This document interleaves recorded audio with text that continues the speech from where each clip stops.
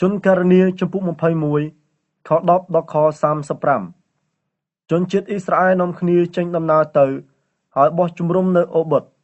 ពួកគេចាក់ចេញពីអូបុតទៅបោះជំរំនៅអ៊ីយេអាបារីមក្នុងវារោស្ថាននៅខាងកើតស្រុកម៉ូអាបពួកគេចាក់ចេញពីទីនោះទៅបោះជំរំនៅជ្រលងភ្នំសេរ៉េតពួកគេចាក់ចេញពីទីនោះទៅបោះជំរំនៅខាងនាយស្ទឹងអឺណូនដែលហូរចេញពីស្រុកអាម៉ូរីក៏តាមវារោស្ថានស្ទឹងអឺណូនជាព្រំដែនរបស់ស្រុកម៉ូអាបនិងស្រុកអាម៉ូរីហើយនេះហើយបានជាមានចារទុកនៅក្នុងសិភៅសង្គ្រាមរបស់ព្រះម្ចាស់ស្ដីអំពីស្ទឹងវ៉ាហេបក្នុងស្រុកសូផានិងអូទាំងឡាយដែលហូរចាក់ទៅក្នុងស្ទឹងនោះស្ទឹងអឺណូនព្រមទាំងស្ទឹងដងអូឯទៀតដែលហូរកាត់តាមក្រុងហើយធ្វើជាព្រំប្រទល់របស់ស្រុកម៉ូអាបបន្ទាប់មកពួកគេធ្វើដំណើរទៅដល់បៀគឺត្រង់អណ្ដូងទឹកដែលព្រះម្ចាស់មានប្រាប់បន្ទូលមកកាន់លោកម៉ូសេឲ្យប្រមូលប្រជាជនដើម្បីប្រទានទឹកឲ្យពួកគេនៅទីនោះជនជាតិអ៊ីស្រាអែលនាំគ្នាច្រៀងចម្រៀងមួយបទដូចតទៅអណ្ដូងទឹកអើយចូលឲ្យមានទឹកផុសឡើងចូលបន្លឺសំឡេងអបអរអណ្ដូងដែលពួកមេដឹកនាំបានខួងអណ្ដូងដែលពួកវីរៈជនបានជីកដោយប្រើដំបងរាជនិងឈើច្រត់បន្ទាប់មកពួកគេចេញដំណើរពីវារោស្ថានឆ្ពោះទៅម៉ាថាណាពីម៉ាថាណាទៅណាហាលៀលពីណាហាលៀលទៅបាមុតពីបាមុតទៅជ្រលងភ្នំដែលស្ថិតនៅវាស្រុកម៉ូអាបហើយទៅដល់កំពូលភ្នំពីស្កាដែលស្ថិតនៅពីលើវារោស្ថានជនជាតិអ៊ីស្រាអែលចាត់អ្នកនាំសារឲ្យទៅគរព្រះបាទស៊ីហ៊ុនជាស្ដេចរបស់ជនជាតិអាម៉ូរីទូលថាយើងខ្ញុំសូមអនុញ្ញាតឆ្លងកាត់ស្រុករបស់ព្រះករុណាយើងខ្ញុំនឹងមិនចូលទៅក្នុងស្រែឬចំការទំពាំងមួយជូរទេហើយយើងខ្ញុំក៏មិនផឹកទឹកពីអណ្ដូងរបស់ព្រះករុណាដែរយើងខ្ញុំគ្រាន់តែដើរតាមផ្លូវធំរហូតដល់ឆ្លងផុតទឹកដីរបស់ព្រះករុណាព្រះបាទស៊ីហ៊ុនមិនព្រមឲ្យជនជាតិអ៊ីស្រាអែលឆ្លងកាត់ទឹកដីរបស់ខ្លួនទេតែស្ដេចប្រមូលកងទ័ពទាំងមូលចេញមកវាយប្រជាជនអ៊ីស្រាអែលនៅវារោស្ថានគឺស្ដេចវាយប្រហារជនជាតិអ៊ីស្រាអែលនៅយ៉ាហាជនជាតិអ៊ីស្រាអែលបានប្រហារព្រះបាទស៊ីហ៊ុនដោយមុខដាវហើយចាប់យកទឹកដីរបស់ស្ដេចចាប់តាំងពីស្ទឹងអឺណូនរហូតដល់ស្ទឹងយ៉ាបុកនិងរហូតដល់ព្រំប្រទល់ស្រុកអាម៉ូនដែលមានកំពែងដ៏រឹងមាំជនជាតិអ៊ីស្រាអែលដណ្ដើមយកបានក្រុងទាំងប៉ុន្មាននៅស្រុកអាម៉ូរីហើយរស់នៅក្នុងក្រុងទាំងនោះគឺក្រុងហេសបូននិងស្រុកភូមិដែលនៅជុំវិញក្រុងហេសបូនជារាជធានីរបស់ព្រះបាទស៊ីហ៊ុនជាស្ដេចរបស់ជនជាតិអាម៉ូរីព្រះបាទស៊ីហ៊ុនបានច្បាំងជាមួយស្ដេចរបស់ជនជាតិម៉ូអាបដោយសោយរាជមុនហើយដណ្ដើមយកទឹកដីទាំងមូលរបស់ស្ដេចស្រុកម៉ូអាបទឹកដីនោះលាតសន្ធឹងរហូតដល់ស្ទឹងអឺណូនហេតុនេះហើយបានជាពួកកវីតែងពោលថាចូលនាំគ្នាមកហេសបូនចូលសង់ក្រុងរបស់ស្ដេចស៊ីហ៊ុនហើយរៀបចំឲ្យបានដូចដើមឡើងវិញត្បិតមានភ្លើងមួយចេញពីហេសបូនអណ្ដាតភ្លើងមួយចេញពីក្រុងរបស់ស្ដេចស៊ីហ៊ុនឆាបឆេះក្រុងនៅស្រុកម៉ូអាបនិងពួកមេកន្ត្រីនៅប៉ែកខាងលើស្ទឹងអឺណូនម៉ូអាបអើយអ្នកត្រូវវេទនាហើយប្រជាជនដែលថ្វាយបង្គំព្រះកេម៉ូសអើយអ្នកអន្តរាយហើយព្រះនេះបានធ្វើឲ្យកូនប្រុសរបស់ខ្លួនរត់ខ្ចាត់ខ្ចាយហើយប្រគល់កូនស្រីរបស់ខ្លួនទៅជាឆ្លើយរបស់ព្រះបាទស៊ីហ៊ុនជាស្ដេចស្រុកអាម៉ូរីពួកយើងបានបាញ់ព្រួញទៅលើពួកគេយើងបានកំទេចស្រុករបស់ពួកគេចាប់ពីក្រុងហេសបូនរហូតដល់ក្រុងឌីបូនយើងបានបំផ្លាញស្រុករបស់ពួកគេរហូតដល់ក្រុងណូផាដែលនៅជាប់នឹងក្រុងមេឌីបាជនជាតិអ៊ីស្រាអែលនាំគ្នាតាំងទីលំនៅក្នុងស្រុកអាម៉ូរីលោកម៉ូសេបានចាត់គេឲ្យទៅសង្កេតការណ៍នៅក្រុងយ៉ាសឺហើយជនជាតិអ៊ីស្រាអែលវាយដណ្ដើមយកក្រុងនិងស្រុកភូមិដែលនៅជុំវិញព្រមទាំងដេញជនជាតិអាម៉ូរីចេញពីទឹកដីនោះបន្ទាប់មកជនជាតិអ៊ីស្រាអែលនាំគ្នាដូរទិសហើយបន្តដំណើរតាមផ្លូវឆ្ពោះទៅស្រុកបាសានព្រះបាទអុកស្ដេចស្រុកបាសានបានលើកទ័ពទាំងមូលរបស់ខ្លួនចេញមកវាយអ៊ីស្រាអែលនៅអេត្រីព្រះម្ចាស់មានប្រាប់បន្ទូលមកកាន់លោកម៉ូសេថាកុំខ្លាចអ្វីឡើយត្បិតយើងប្រគល់ស្ដេចនេះនឹងកងទ័ពទាំងមូលព្រមទាំងស្រុករបស់គេមកក្នុងកណ្ដាប់ដៃអ្នកហើយចូលប្រព្រឹត្តចំពោះស្ដេចនេះ ដោយអ្នកបានប្រព្រឹត្តចំពោះស៊ីហុនជាស្ដេចស្រុកអាម៉ូរីដែលរស់នៅស្រុកហេសបូនដែរជនជាតិអ៊ីស្រាអែលក៏វាយស្ដេចអុកព្រមទាំងបុត្ររបស់ស្ដេចនិងកងទ័ពទាំងមូលឥតទុកឲ្យនរណាម្នាក់រួចជីវិតឡើយបន្ទាប់មកពួកគេកាន់កាប់ស្រុករបស់ស្ដេចនោះជនករណីជំពូក22ជនជាតិអ៊ីស្រាអែលចេញដំណើរពីទីនោះទៅបោះជំរំនៅវាលទំនាបស្រុកម៉ូអាបនៅត្រើយខាងកើតទន្លេយ៉ូដានទល់មុខនឹងក្រុងយេរីកូព្រះបាទបាឡាក់ជាបុត្ររបស់ព្រះបាទស៊ីប៉ូជ្រាបអំពីការហេតុការណ៍ទាំងប៉ុន្មានដែលជនជាតិអ៊ីស្រាអែលបានប្រព្រឹត្តចំពោះជនជាតិអាម៉ូរីជនជាតិម៉ូអាបភ័យខ្លាចហើយញ័ររត់នៅចំពោះមុខប្រជាជនអ៊ីស្រាអែលដែលមានចំនួនដ៏ច្រើននេះពេលនោះជនជាតិម៉ូអាបពោលទៅកាន់ពួកចាស់ទុំនៃជនជាតិម៉ាឌៀនថាមនុស្សដ៏ច្រើននេះមុខជាបង្ខិនអ្វីៗដែលមាននៅជុំវិញពួកយើងដោយគោស៊ីដំណាំនៅក្នុងចំការមិនខាននៅគ្រានោះព្រះបាទបាឡាក់ជាបុត្ររបស់ព្រះបាទស៊ីប៉ូសោយរាជ្យនៅស្រុកម៉ូអាបព្រះបាទបាឡាក់បានចាត់អ្នកនាំសារឲ្យទៅជួបលោកបាឡាមជាកូនរបស់លោកបេអូនិងជាអ្នកភូមិពេថរដែលស្ថិតនៅមាត់ទន្លេជាស្រុកកំណើតរបស់លោកប្រាប់ថាមានជនជាតិមួយចេញមកពីស្រុកអេស៊ីបនាំគ្នាមកនៅពីពេញស្រុកគឺពួកគេបោះជំរំនៅក្បែរទឹកដីរបស់យើងដូច្នេះសូមលោកអញ្ជើញមកដាក់បណ្ដាសាជនជាតិនេះឲ្យយើងផងព្រោះពួកគេខ្លាំងពូកែជាងយើង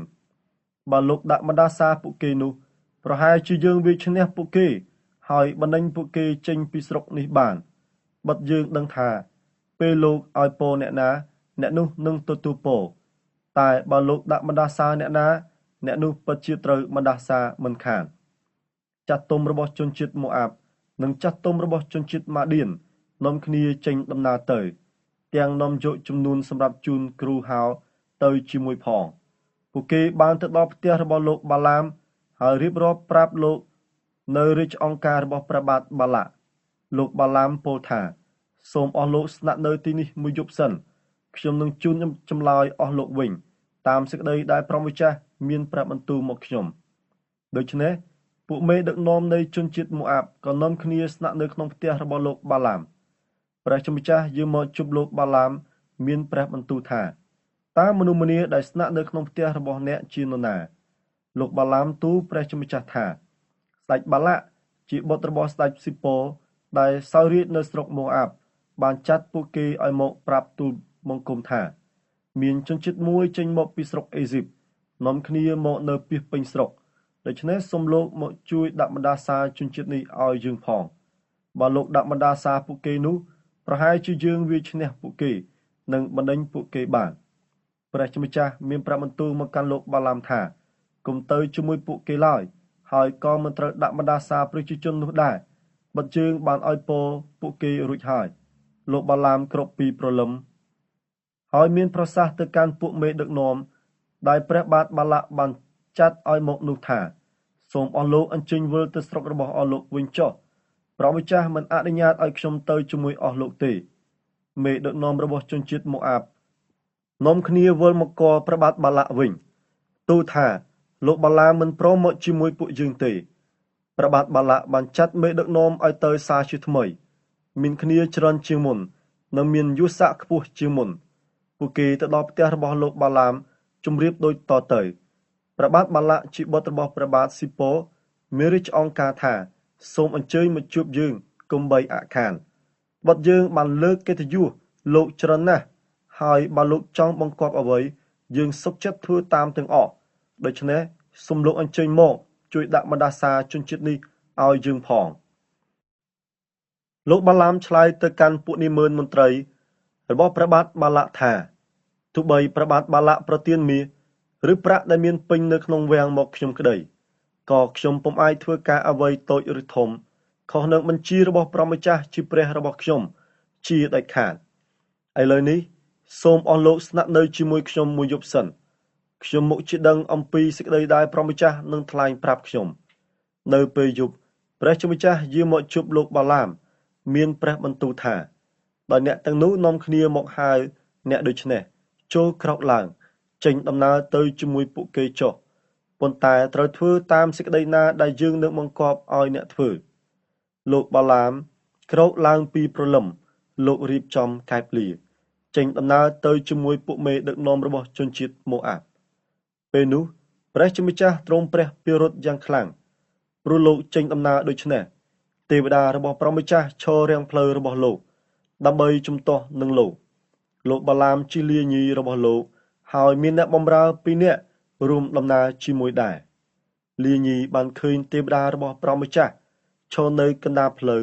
ទាំងកាន់ដាវផងលាក៏ងាកចេញពីផ្លូវទៅដើរនៅក្នុងចំការលោកបាឡាមវាយលាឲ្យមកដើរតាមផ្លូវវិញទេវតារបស់ព្រះម្ចាស់ឈរនៅកណ្ដាលផ្លូវដែលមានចំការទំពាំងបាយជូរនៅសងខាងហើយសងខាងផ្លូវមានរបងលាញីឃើញទេវតារបស់ព្រះម្ចាស់វាក៏ងាកទៅជិតរបងធ្វើឲ្យជើងរបស់លោកបាឡាមគៀបទៅនឹងរបងលោកបាឡាមក៏វាសាជាថ្មីទេវតារបស់ព្រះម្ចាស់ទៅឆ្ងាយបន្តិចត្រង់កន្លែងមានច្រកចង្អៀត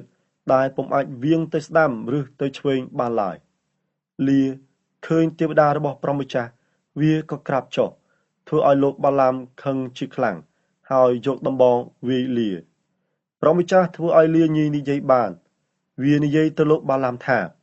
តើខ្ញុំធ្វើអ្វីលោកបានជាលោកវាយខ្ញុំដល់ទៅ3ដងដូច្នេះលោកបាឡាមតបទៅលាញីថាមកពីឯងមិនព្រមធ្វើតាមអញប្រសិនបើអញមានដាវនៅដៃនោះអញមុខជាសម្លាប់ឯងភ្លាមលាញីតបថាខ្ញុំជាលារបស់លោកដែលលោកធ្លាប់ជិះគ្រប់ពេលវេលារហូតមកទល់ថ្ងៃនេះតើពីមុនមកខ្ញុំធ្លាប់ធ្វើបែបនេះចំពោះលោកឬទេលោកបាឡាមតបថាទេពេលនោះព្រះម្ចាស់បំភ្លឺឲ្យលោកបាឡាមមើលឃើញទេវតារបស់ព្រះម្ចាស់ដែលឈររាំងផ្លូវទាំងកាន់ដាវនៅដៃលោកក៏ក្រាបចុះអោនមុខដល់ដីទេវតារបស់ព្រះម្ចាស់ពោលមកលោកថាហេតុអ្វីបានជាលោកវាយលារបស់លោកដល់ទៅ3ដងដូច្នេះខ្ញុំបានចេញមកខាត់លោកបិទផ្លូវដែលលោកតម្រង់ទៅនេះជាផ្លូវនាំឲ្យវិនាសលាញីបានឃើញខ្ញុំវាងាកចេញពីខ្ញុំដល់ទៅ3ដងប្រសិនបើវាមិនងាកចេញពីខ្ញុំទេនោះម្លេះសំខ្ញុំសម្លាប់លោកហើយទុកជីវិតឲ្យវាលោកបាឡាមពោលទៅកាន់ទេវតារបស់ព្រះម្ចាស់ថាខ្ញុំប្របាទបានប្រព្រឹត្តអំពើបាបបិទខ្ញុំប្របាទពុំដឹងថាលោកម្ចាស់ស្ថិតនៅតាមផ្លូវពីមុខខ្ញុំប្របាទទេឥឡូវនេះប្រសិនបើលោកមិនពេញចិត្តឲ្យខ្ញុំប្របាទទៅទេនោះខ្ញុំប្របាទបកក្រោយវិញទេវតារបស់ព្រះម្ចាស់ពោលមកកាន់លោកបាឡាមថាចូលទៅជាមួយអ្នកទាំងនោះចុះតែត្រូវនិយាយតាមសេចក្តីដែលយើងប្រាប់អ្នកប៉ុណ្ណោះលោកបាឡាមក៏ទៅជាមួយពួកមេដឹកនាំរបស់ព្រះបាទបាឡាក់ជ្រាបថាលោកបាឡាមមកដល់ស្ដេចក៏យាងចេញទៅទទួលលោកនៅក្រុងរបស់ស្រុកម៉ូអាបដែលនៅមាត់ស្ទឹងអឺណូនក្បែរជាយដែនព្រះបាទបាឡាក់មានរាជអង្គការទៅកាន់លោកបាឡាមថាយើងបានចាត់គេឲ្យទៅអញ្ជើញលោកហេតុអ្វីបានជាលោកមិនព្រមមកជួបយើងតើលោកស្មានថាយើងមិនអាចលើកកិត្តិយសរបស់លោកឬលោកបាឡាមទូលស្ដេចថាឥឡូវនេះ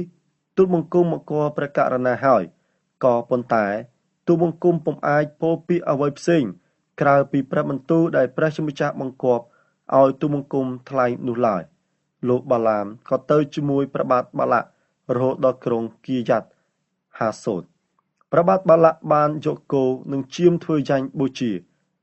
ហើយជូនសាច់ខ្លះទៅលោកបាឡាមព្រមទាំងមេដឹកនាំដែលមកជាមួយលោកលុះព្រឹកឡើងព្រះបាទបាឡាក់បាននាំលោកបាឡាមឡើងទៅបាមុតបាល់នៅកន្លែងនោះលោកអាចមើលឃើញប្រជាជនអ៊ីស្រាអែលមួយចំនួនទំនុកដំកើងចំពុក36ខ7ដល់ខ12អោព្រះជាម្ចាស់អើយព្រះハរតីមេត្តាករុណារបស់ព្រះអង្គមានតម្លៃដ៏លើសលប់បំផុតមនុស្សលោកមកជ្រកកោនក្រោមម្លប់ព្រះបារមីរបស់ព្រះអង្គដោយកូនសាចជ្រកកោនក្រោមស្លាបមេវាព្រះអង្គប្រទានអាហារយ៉ាងបរិបូរណ៍ឲ្យមនុស្សលោកនៅក្នុងព្រះដំណាក់របស់ព្រះអង្គហើយព្រះអង្គប្រទានឲ្យគេមានអំណរសប្បាយដ៏ហូរហៀរដូចទឹកទន្លេបិទព្រះអង្គជាប្រភពនៃជីវិតហើយយើងខ្ញុំមើលឃើញពន្លឺដោយសារពន្លឺរបស់ព្រះអង្គសូមសម្ដែងព្រះハរតីមេត្តាករុណាចំពោះអស់អ្នកដែលស្គាល់ព្រះអង្គតទៅទៀតហើយសម្ដែងព្រះハរតីសុចរិត ចំពោះអស់អ្នកដែលមានចិត្តទៀងត្រង់សូមកុំឲ្យមនុស្សប្រហើនកោងកាចមកវាយប្រហារទូលបង្គំបានឡើយហើយក៏កុំឲ្យមនុស្សពាលមកបណ្ដេញទូលបង្គំបានដែរមនុស្សប្រព្រឹត្តអំពើទុច្ចរិតនឹងត្រូវបរាជ័យនៅទីនេះពួកគេត្រូវដួលហើយងើបឡើងវិញពុំរួចឡើយសុភាសិតជំពូក8ខ27ដល់ខ29កាលព្រះម្ចាស់លាតសន្ធឹងផ្ទៃមេឃនឹងគូវាសជើងមេឃពីលើមហាសមុទ្រខ្ញុំក៏នៅទីនោះដែរកាលព្រះអង្គដាក់ពពកនៅលើអាកាស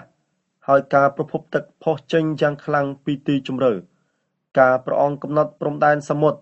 ដើម្បីខណ្ឌទឹកកុំឲ្យហៀរចេញការព្រះអង្គចាក់គ្រឹះផែនដីម៉ាកុសជំពូក16លុះផុតថ្ងៃសម្បត្តិហើយនាងម៉ារីជាអ្នកស្រុកម៉ាដាឡានាងម៉ារីជាម្ដាយយ៉ាកុបនិងនាងសាឡូមេបានទិញគ្រឿងក្រអូបយកទឹកអបព្រះសពព្រះយេស៊ូវព្រលឹមឡើងថ្ងៃអាទិត្យនាងនាំគ្នាធ្វើដំណើរទៅកាន់ភ្នូរនៅពេលថ្ងៃរះពួកនាងនិយាយគ្នាថាតើបាននរណាជួយប្រមៀលថ្មចេញពីមាត់ភ្នូរឲ្យយើងពេលស្ត្រីទាំងនោះងើបមុខឡើងក៏ឃើញថ្មបានរមៀលចេញរួចស្រេចទៅហើយថ្មនោះមានទំហំធំណាស់នាងចូលទៅក្នុងភ្នូរឃើញកំឡោះម្នាក់អង្គុយខាងស្ដាំមានសម្លៀកបំពាក់ពណ៌សពួកនាងភ័យស្រឡាំងកាំងអ្នកនោះពោលមកកាន់នាងថាកុំភ័យស្រឡាំងកាំងធ្វើអ្វីនាងនាំគ្នាមករកព្រះយេស៊ូវជាអ្នកភូមិណាសរ៉េតដែលគេបានឆ្កាងព្រះជាម្ចាស់បានប្រោសព្រះអង្គឲ្យមានប្រជញ្ញរស់ឡើងវិញហើយទ្រង់មិននៅទីនេះទេមើលចុះទីនេះហើយដែលគេបានដាក់ព្រះសពព្រះអង្គចូលនាងទៅប្រាប់សិស្សរបស់ព្រះអង្គព្រមទាំងលោកពេត្រុសផងថាព្រះអង្គយាងទៅស្រុកកាលីលេមុនអ្នករាល់គ្នានៅទីនោះអ្នករាល់គ្នានឹងឃើញព្រះអង្គដោយទ្រង់មានព្រះបន្ទូលទុកស្រាប់ស្ត្រីទាំងនោះក៏ចាក់ចេញពីភ្នូរហើយរត់ទៅទាំងភ័យរន្ធត់ស្លុតស្មារតីនាងពុំបាននិយាយរឿងនេះប្រាប់អ្នកណាសោះព្រោះនាងភ័យខ្លាំងពេកព្រះយេស៊ូវមានប្រជញ្ញរស់ឡើងវិញនៅព្រឹកថ្ងៃអាទិត្យមុនដំបូងព្រះអង្គបានបង្ហាញខ្លួនឲ្យនាងម៉ារីជាអ្នកស្រុកម៉ាដាឡាឃើញនិងនាងម៉ារីនេះហើយដែលព្រះអង្គបានដេញអារក្ស7ចេញពីនាងបានយកដំណឹងនេះទៅប្រាប់អស់អ្នកដែលនៅជាមួយព្រះយេស៊ូវកាលពីមុនអ្នកទាំងនោះកំពុងកាន់ទុក្ខព្រមទាំងយំសោកទៀតផងពេលគេឮថាព្រះអង្គមានប្រជញ្ញវិញហើយ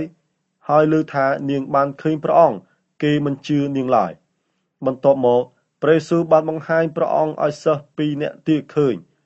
តាមទ្រង់ទ្រីមួយផ្សេងទៀតក្នុងពេលអ្នកទាំងពីរកំពុងធ្វើដំណើរទៅស្រុកស្រែអ្នកទាំងពីរក៏នាំដំណឹងមកប្រាប់សិស្សឯទៀតដែរតែពួកគេមិនព្រមជឿដដែលនៅទីបំផុតព្រះយេស៊ូវក៏បង្ហាញខ្លួនឲ្យសិស្សទាំង12រូបឃើញនៅពេលដែលគេកំពុងបរិភោគព្រះអង្គបន្ទោសគេព្រោះគេគ្មានជំនឿហើយមានចិត្តរឹងរូសពុំព្រមជឿអស់អ្នកដែលបានឃើញព្រះអង្គមានប្រជញ្ញរស់ឡើងវិញព្រះអង្គមានប្រាប់បន្ទូលទៅគេថាចូលនាំគ្នាទៅគ្រប់ទីកន្លែងក្នុងពិភពលោកហើយប្រកាសដំណឹងល្អដល់មនុស្សលោកទាំងអស់ចុះអ្នកណាជឿហើយទទួលពិធីជ្រមុជទឹកព្រះជាម្ចាស់នឹងសង្គ្រោះអ្នកនោះរីឯអ្នកដែលមិនជឿនឹងត្រូវទទួលទោសអស់អ្នកដែលជឿនឹងធ្វើទីសម្គាល់ទាំងនេះគឺគេនឹងដេញអារក្សក្នុងនាមខ្ញុំគេនិយាយភាសាថ្មីប្រសិនបើគេកាន់ពស់ឬផឹកអ្វីដែលមានជាតិពុលក៏គេពុំអាចមានគ្រោះថ្នាក់អ្វីដែរប្រសិនបើគេដាក់ដៃលើអ្នកជំងឺនឹងបានជាសះស្បើយការព្រះម្ចាស់យេស៊ូវមានព្រះបន្ទូលទាំងនេះរួចហើយព្រះជាម្ចាស់លើកព្រះអង្គឡើងទៅស្ថានបរមសុខឲ្យគង់នៅខាងស្ដាំព្រះអង្គពួកសិស្សនាំគ្នាចេញទៅប្រកាសដំណឹងល្អនៅគ្រប់ទីកន្លែងព្រះម្ចាស់ធ្វើការរួមជាមួយគេទាំងបញ្ជាក់ព្រះបន្ទូលដោយសម្ដែងទីសម្គាល់ផ្សេងជាប់ជាមួយផង